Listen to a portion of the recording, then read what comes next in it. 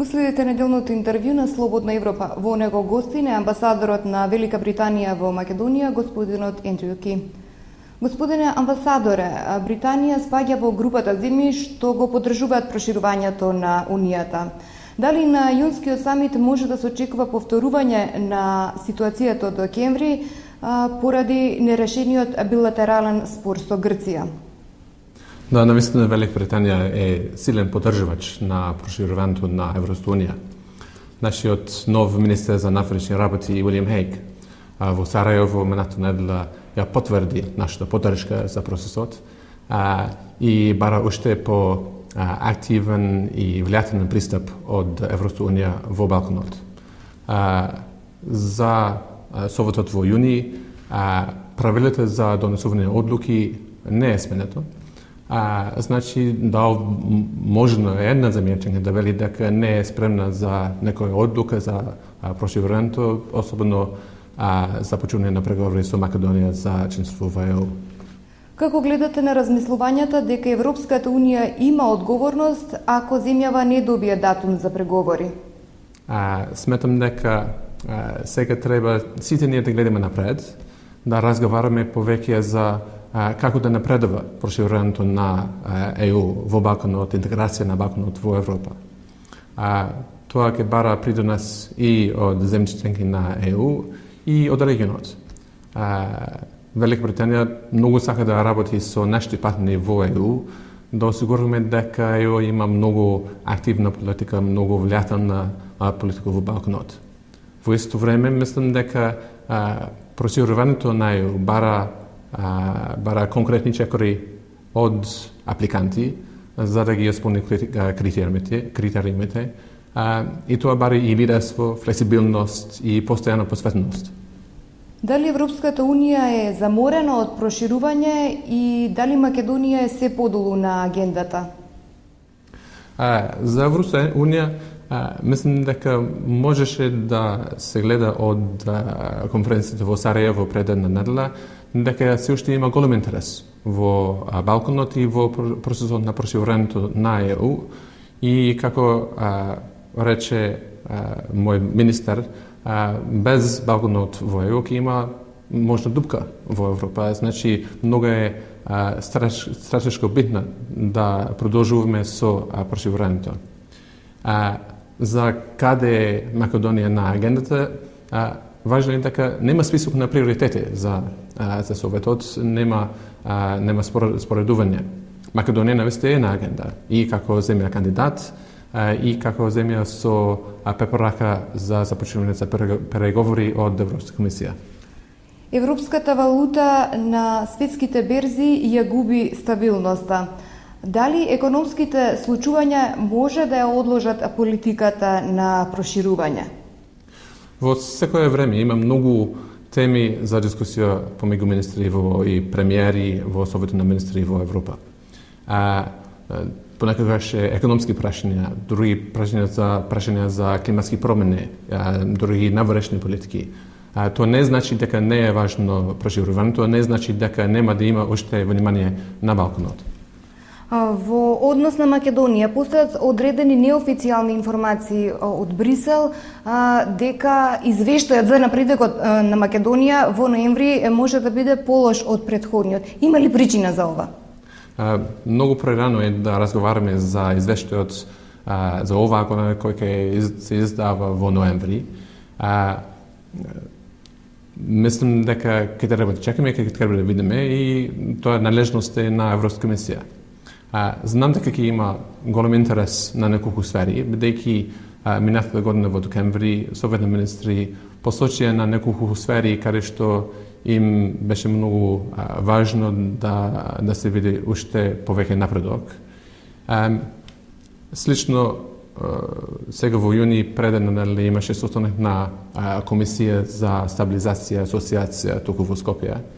Тоа беше добар момент токму во средината на година да се разгледаат напредок до сега оваа година и пак во тој состанок беше насочен од Европска комисија потребата да има напредок во тие сфери, значи реформата на судството, борбата против корупција и реформата на јавна администрација.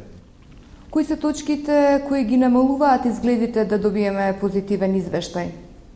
Секогаш има можност да има позитивни извештаи, бидејќи се уште ќе трае 6 месеци годината и ќе има простор за напредок. Мислам дека тие се најглавните сфери за како приоритети од министри, судството, јавна администрација, борбата против корупција. Исто така многу е важно да се задржи моментум во сфери каде што имаше многу позитивна оценка минатата година. Например, имаше многу позитивни забелешки за собранието и се надевам дека оваа година наскоро ќе се согласат за измените на Дневникот и координација меѓу партиите за да продолжи сега. Како ја ценувате ситуацијата од аспект на политичките критериуми и меѓуетничките односи?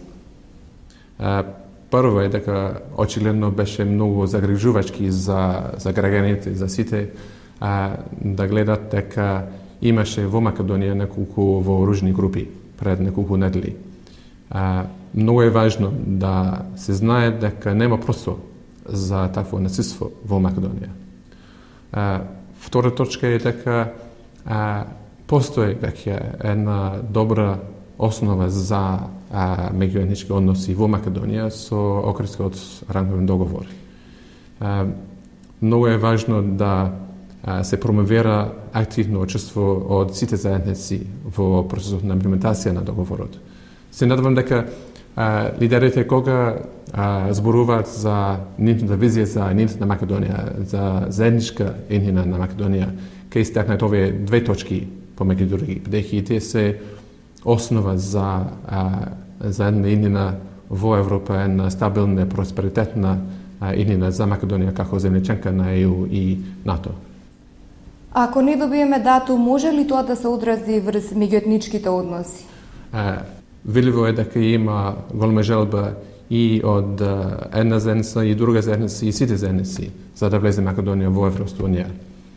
Јас се надам дека наскоро ќе биде можно да се започне преговори за членство во Европската унија со Македонија. Така не е целта, знам дека тоа е целта и на Македонија.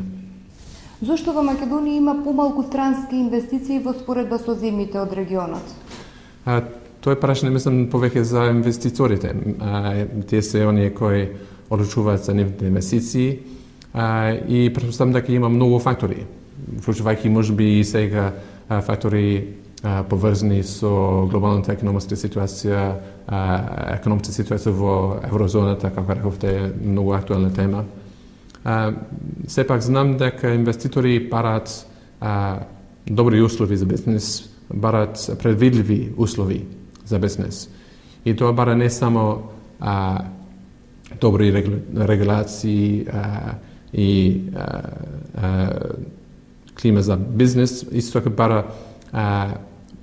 бара во судството да има независно судство, ефективно судство, бара да има успех во борбата против корупција, бара да има и ефективни регулативи. Поентата е дека тие се исти реформи кои се потребни за влез во ЕУ и е во интерес на Македонија и за своји интереси да се остварат тие реформи и за инвестиции и за ЕУ. Британија не е во Шенген зоната. Кога може да се очекува олеснување во однос на патувањата во вашата земја? Нема најава на промена на нашата политика, нашиот визен режим за Македонија за сега. Би сакал да кажем сепак дека постојано работиме да понудиме брза услуга, ефективна услуга и бараме идеи и сугестии за да го подобруваме системот. Мислам дека системот е веќе лесен за апликантите и апликантите, луѓето кои сакат да патуваат во Британија се многу добронадени. Ви благодарам на разговорот. Благодарам. Го следевте неделното интервју на Слободна Европа. До гледање.